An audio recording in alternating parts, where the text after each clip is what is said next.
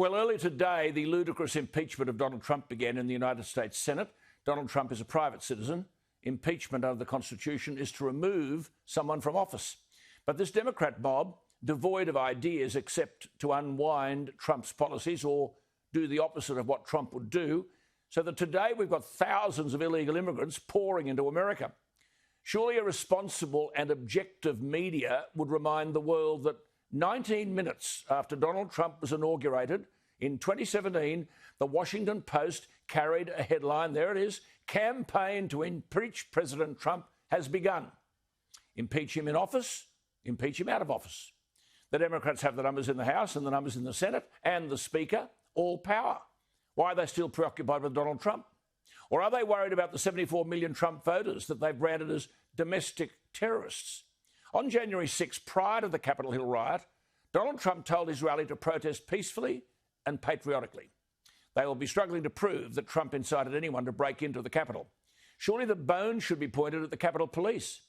The chief has resigned over security failures. The acting chief 2 weeks ago admitted that they knew there was a strong potential for violence, but declined a request for National Guard troops, which was made 2 days before the riot.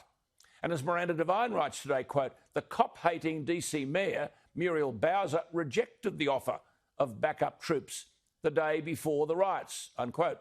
And now the charges have been laid, it's clear that these cretins had planned this in advance and that the Capitol Police had been warned by the FBI before the riot, but they did nothing. As Miranda reports today, nowhere is the Democratic obsession of hatred with Trump and the distortion of truth more evident than with the Congresswoman Alexandria Ocasio-Cortez, who claimed that she was almost murdered on that day, even though her office is in a separate building, a 10-minute walk from the riot.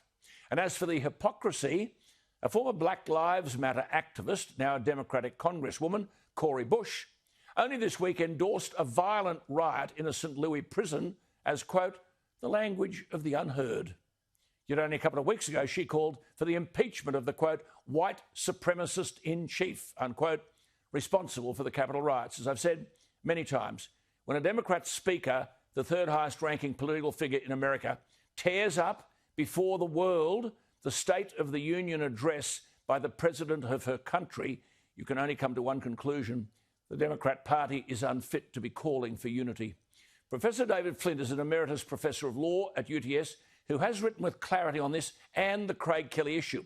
David Flint joins me. Professor Flint, thank you for your time. What do you make of the business of impeaching a president out of office? Well, it's extraordinary. The Speaker Pelosi is responsible for 50% of the impeachments in the United States in the almost 3 centuries of American independence. It is quite extraordinary that she should be pushing this when he is no longer in office. It just is testament to the fact that they are absolutely terrified of Donald Trump, and well, they might be. Yeah. He will come back again, or his movement certainly will come back again, and it is so important to the free world that America be made great again. David, my understanding, because you're a constitutional lawyer, is understanding that the American Constitution provides impeachment to remove someone from office. The Senate seems to have voted that this morning, our time, is constitutional. 6 Republicans joined Democrats earlier today to vote that the impeachment trial can go ahead. Now, it won't succeed, will it? But what a waste of time. It won't succeed. Any other Republicans who attempted to go and make a completely fraudulent result to this will be completely ostracised when they go to their primaries. Yes. The members of the Republican Party will just not tolerate this.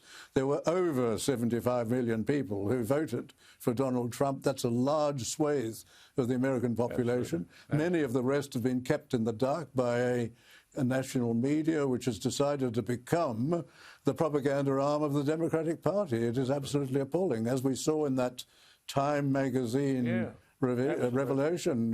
Clearly there's been a cabal. They called it themselves. They called themselves a cabal of conspirators.